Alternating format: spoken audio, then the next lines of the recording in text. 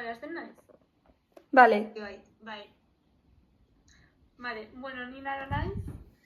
Gizarte langintza ikasten dut Gasteizeko fakultatean. Ta 20 urte ditut, listo.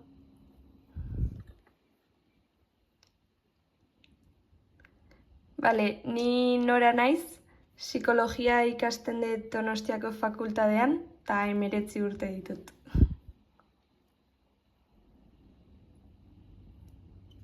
Vale, ni Oiane naiz, eta, nire Maitenarekin nago, bigaraz, bihar ni bakarrik egongo naiz, baina...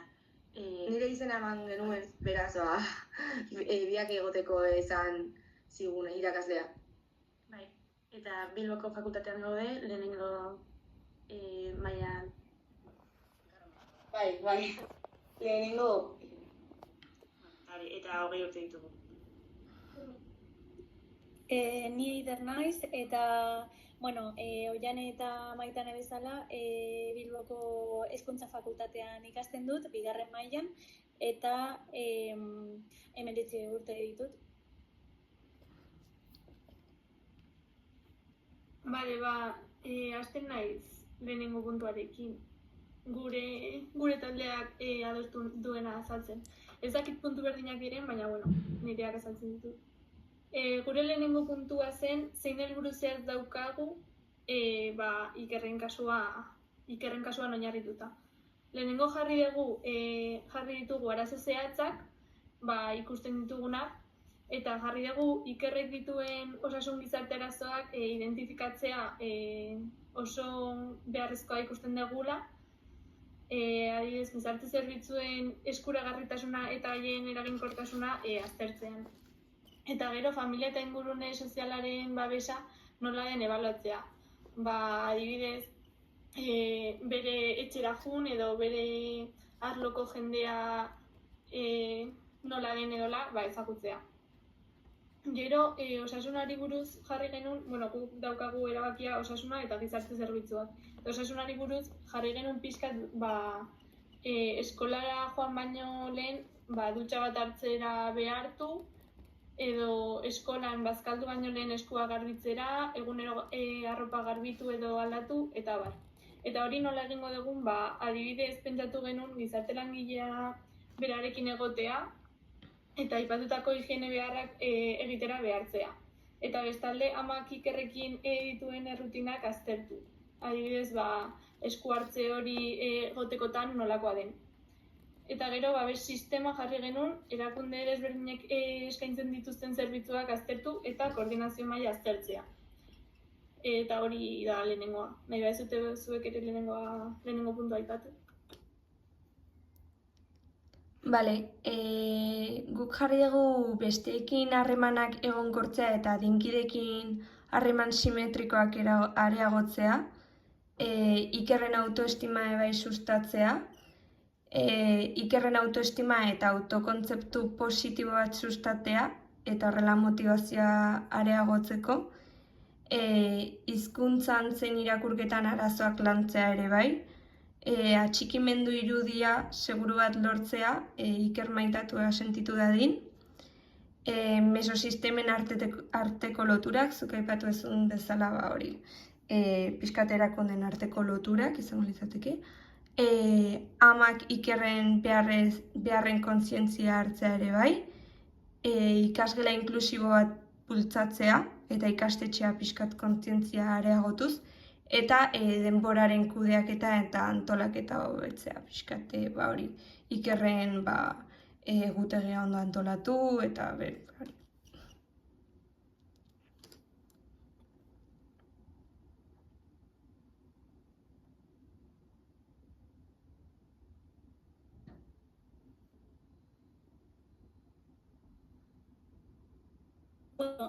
Guk ere zenbait ideia izan, hipotesi hartu dugu, zenbait, aspektu ezberdinetan. Adibidez, klasean, errendimendu akademikoa eta motivazioa hobetzeko, irakaskuntza metodologia bizualagoak eta manipulatiboagoak sartzea dugu objektibo bezala. Eta baita, estrategia bezala adibidez talde interaktiboak edo ikaskuntza kooperatiboa sartzea, talde lana agian motivazio hori azkartzen duelako. Eta gero ere, ikerrek duen loturak edo harremanak kolaren kideekin, adibidez tutorea, logopeda, PTA eta orientatzailea, haien artean komunikazio arinagoa izatea eta asteko bilerak gehiago izatea jarraipen bat egin ahal izateko. Ere hitz egin dugu bere idatzizko eta ahozko adierazpena indartzeko, ikasgela barruan baita kanpoan ere estrategia espezifikoak lantzea, haren adierazpena hizkuntzan eta bere ulermena hobetzeko eta hori izango litzateke komunikazio trebetasunak indartzea logopediaren laguntzarekin, hizkuntza garapena lortzeko. Gero hitz egin dugu baita ere rutinei buruz, oso importantea dela bere autonomia handiagotzeko.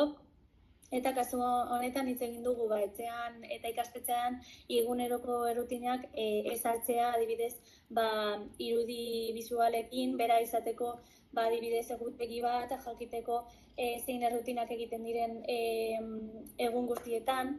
Zer gehiago, ere talde jardueratan parte hartzea handiagoa izateko, ikerrek trebetasun sozialak bereganatzeko ere jarri dugu helburu bezala haren isolamendua murriztea eta batez ere eskolaz kanpoko eta komunitateko jardueratan parte hartzea.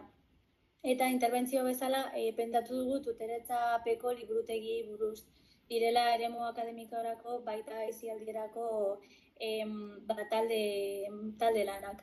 Eta azkenik familiarekin gizarte zerbitzuen arteko koordinazio hobea egotea, edo ere familiak, batez ere amak,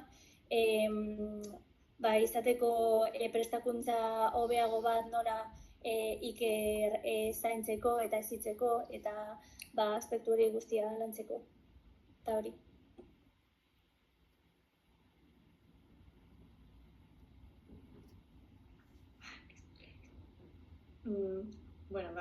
Gu hizkuntz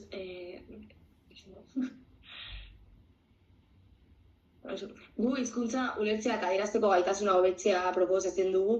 Ikerren hizkuntza ulertzeko eta adierazteko gaitasuna hobetzean lan egin, ahoz eta idatziz, irakurketaren eta idazketaren zaitasunak eta ahozkera kontuan hartuta.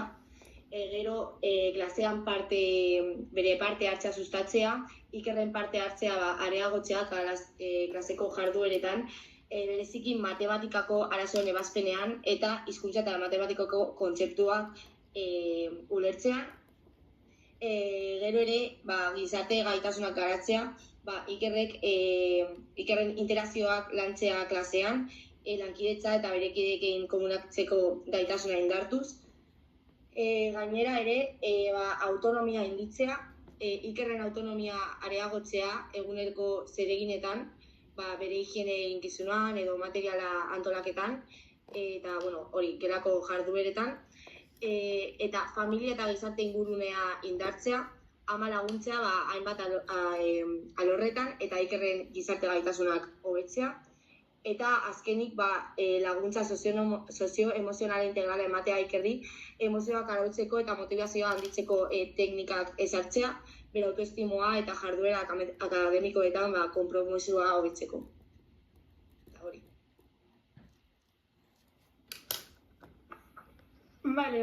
Bigarren puntua azaltzen dut. Bigarren puntua zein jarduera ekintza proposatuko ditugu helburu zehatz horiek lortzeko. Guk berriz saikatu ditugu osasuna eta gizarte zerbitzuetan. Osasunean jarri dugu etxean gizarte langilearekin egindako errutina, lehen esan dudan bezala, pixkanaka bakarrik egin eta berak bakarrik egiteko jarduerak edo errutina hori barneratzea eta berak bakarrik egin ahal izatea. bere amak igual ezin duelako hainbeste lagundu edola. Eta gero, psikologoak edo eider esan bezala logopedak edola, etxeko lanak jartzea eta etxean praktikan jartzea. Horrela, errutina hori ere hartzen du. Gero, gizarte zerbitzuetan, udalarekin hitz egin jarri dugu, pixkat zer laguntza eta guzti hori dauden jakiteko, eta elikadura eta etxe bizitza laguntzak aztertu. Behin udalak esaten dizkigun, aztertu ea alditugun eskatu edo ez. Eta gero, koordinazioa, osasun eta gizarte zerbitzuen arteko lana, elkarrekin lan egin ikerrek laguntza integrala izan dezan. Eta listo. Bale, guk bigarren puntua jarri dugu. Ikastetxean eta ikastetxetik kanpo berdinekin interakzioa bultzatzeko pertsona ezberdinekin laguntza aurkitzea, esaterako gabonetako ekitaldietara joatea, parkera joatea, baina bere amak askotan honen aurrean aitzakiak jartzen dituenez, batzuetan bere aitonarekin joan daitekeela adibidez, izan ere lotura afektibo sendoak ditu berarekin, edo eta ikaskideen gurasoekin hitz eginez, agian beraiekin ere bai joan daiteke eskola kanpoko interakzio testu inguruetara. Gero ere bai jarri dugu jantoki orduan adibidez bere kaxa jaten uztea eta zikintzen den aldietan horri garratzea pixkat kentzea eta agian iker nola ohituta dagoen jantokian langileek beraien laguntza eskaintza, beraz komenigarria dela iguale bere kapuz egitea, izan ere etxean bere kabuz jateko gai da, orduan horrela autonomia pixkat sustatuko genuke. Gero autoestimua lantzeko bere indargune bat erabili dezakegu, adibidez musika, ikerrek musikarako erraztasuna daukanez, bere autoirudia eta balioa hobetzeko indargune hau azpimarratu behar zaio, bera ere kontziente izateko. Asko lagunduko luke, hori zailtasunetan soilik zentratu beharrean, indargunei ere bere beharrezko garrantzia ematea.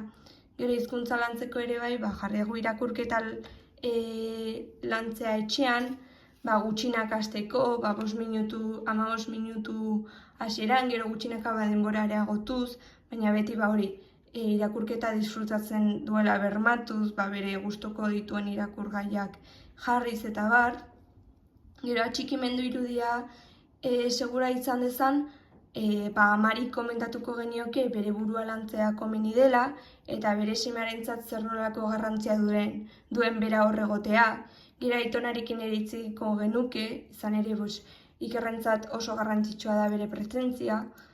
Mesosistemen arteko lotura lortzeko, bai familia eta eskoleen arteko bilerak bermatuko genituzke, ekintza txikien bidez helburuak pixkanaka ezarriko ditugu eta horrela ikerren ongizatea bermatzeko.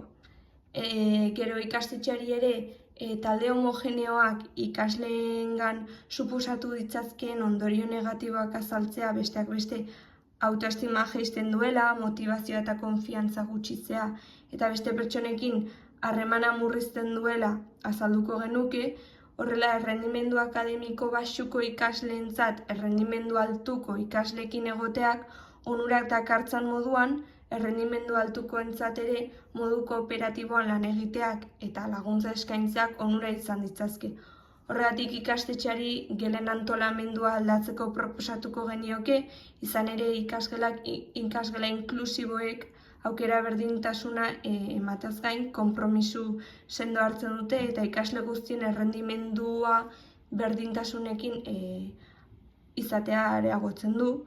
Eta gero azkenik, denboraren kudeaketa eta antolaketa hobetzeko ikerrekin batera egutegi bat egin dezakegu, berak bere egunerokotasuna antolatua izan dezan, honela esaldiekin adibidez gozaldu, dutxatu, motxila prestatu eta horrela berari gometxak eman eta gometxak jarri esaldi bakoitza bukatzen duen heinean eta behin egutegi osoa betetzen duenean, urte bukaeran sari txiki bat emango genioke edo, eta hori.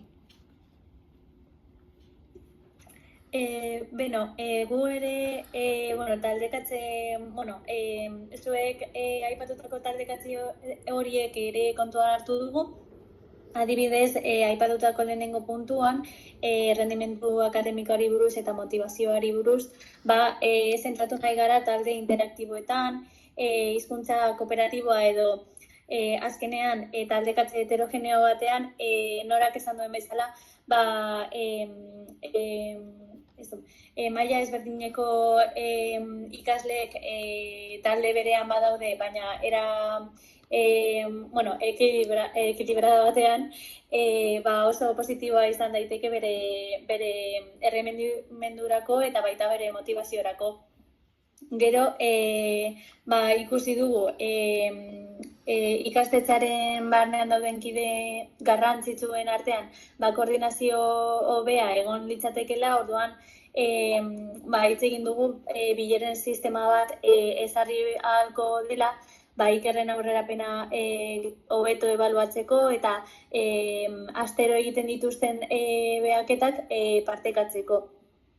Gero, ikasgela barruan eta kanpoan, idatzizko eta ahozko adierazpen hori indartzeko, hitz egin dugu errefortzu linguistikoari buruz, azkenean komunikazio trebetasunetan indartu beharko dela eta logopedia oso garantzitsua da, baina esan bezala ezin dugu beti klasetik kanporatu edo atera, bera logopediarekin egoteko, ze gero denbora hori faltan izaten du, ez dagoelako berekideekin ikasten beste erritmoan bezala, baina hori, gauza intermedio bat egin daitekela.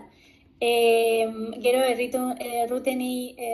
errutinei buruz ere hitz egin dugu, egutegi bezalako bat egitea oso bizuala, adibidez eskolan hormetan jarri daiteke egunean egiten diren rutina oso komunak, gozaldu, jan, amatala jarri, gauza horiek,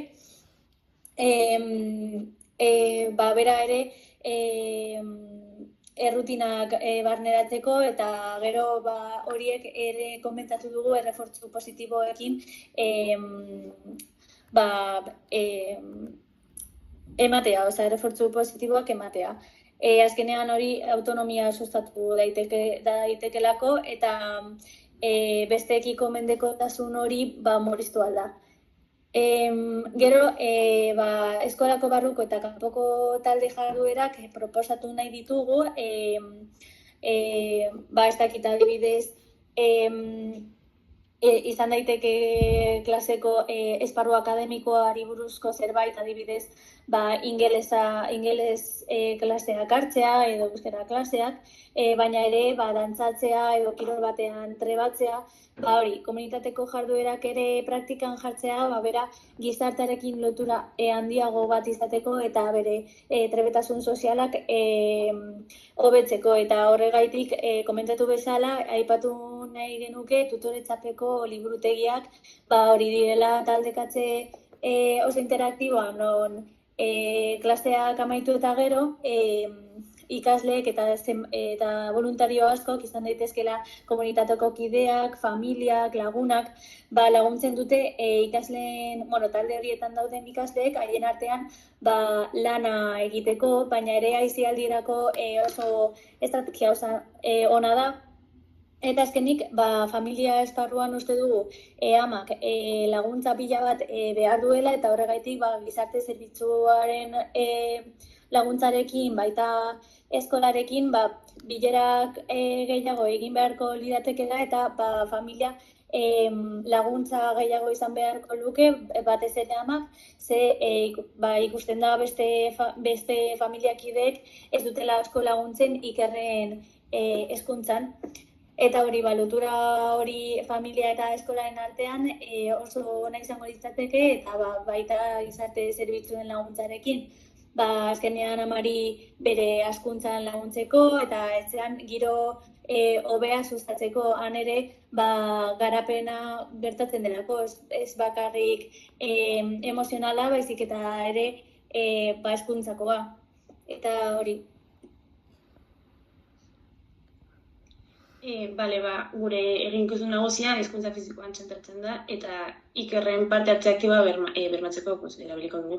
Eta ikaskuntza kooperatiboa indargabetu positiboa eta gaitasun motorrak garatuz egingo dugu. Jarduera honen bidez, nahi duguna da Ikerren gaitasun motor oinarrizkoen garapena sustatzea eta bere autonomia hobetzeko eskola ingurunean eta eguneroko bizitzan. Gero, Ikerren inklusioa gelan sustatzeko, metodologikoki aktiboki aplikatzea, proposatzen dugu, eta hala nola lankidetza kooperatiboa erabiltzea eta irakaskuntza multisensoriala eta material manipulagarriak edo inklusio ikusizko laguntzak erabiliz, bere ulermena errazteko.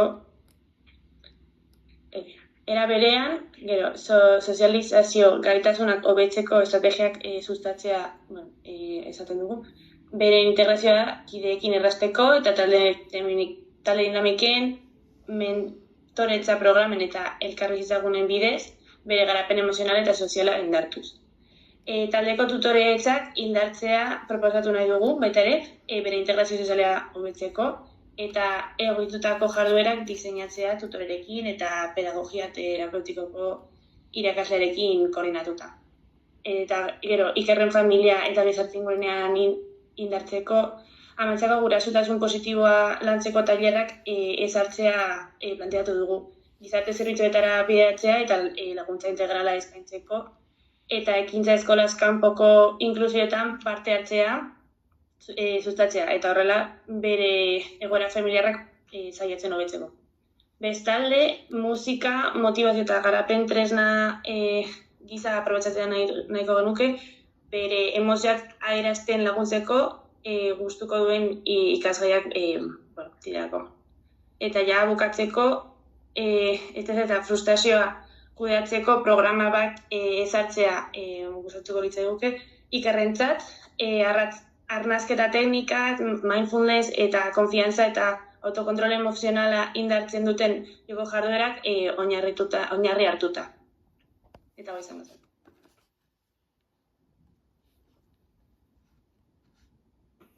Bale, orain, amankomunean jartzeko, nik uste guztiak berdin pentsatzen dugula. Eta nire adibidez, geratu naiz norak esan dako gonbetzen kontuarekin, eta egia da, umei gauza horiek, ilusio handia egiten dietela, eta igualola bere perspektiba edola aldatzen da. Ilusio bat edukita edo motivazio bat edukita. Eta gero musikarena ere niri oso ideia nahi dut produzitu zait, zeren eta Ikerri asko gustatzen zaio, eta igual zerbait ona daukana, zerbait entre comillas txarra ikusten duenarekin elkartzen badegu, asko ikasi halko du. Ez dakit zer pentsatzen duzuten. Bai, ni ados nago zurekin aroa. Niri bai gustatzen zait hori.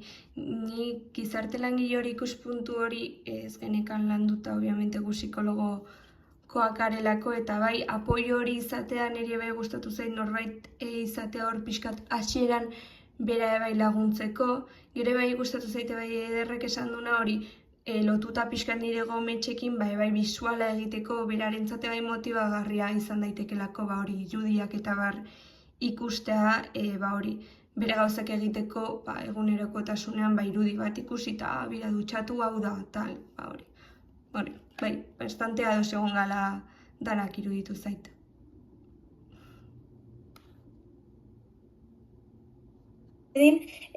Gizarte aspektuan aipatu duzuena oso gatoz horrekin azkenean gauza oso garrantzitsua da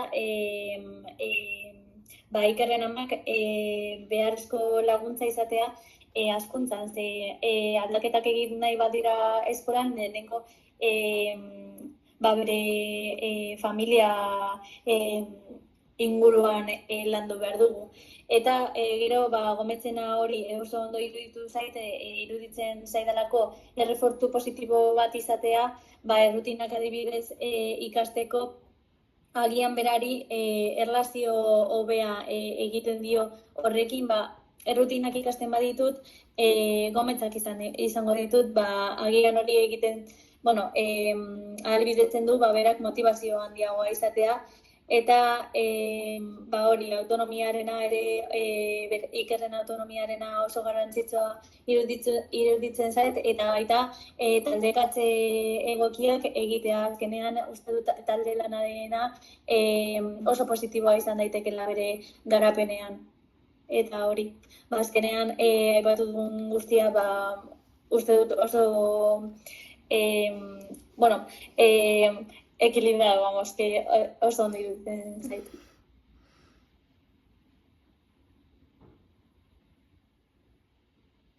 Ados gaude guztiekin, azken finean Ikerren ikaskuntza erraztu behar da, eta gauzak bizualagoak eginez edo ikasteko motivazioa areagotu gustuko duen gauzen bitartez, uste dugu hori dela bere egoera hobetzeko modu egokia.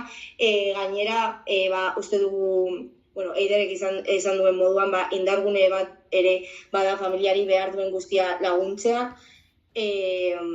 eta izan ere familia egoera ona izateak asko errazten du bere ikaskuntza. Bai, horregatik musikarena ekin dugu. Ze arlo divertigarria edo berak gustuko duena uste dugu dela. Orduan, hori motivazioa arlo horretatik errazagoa da lantzea. Bale, listo, ez? Bai, ez? Bihar arte, ez? Agur. Ale, aion eskak.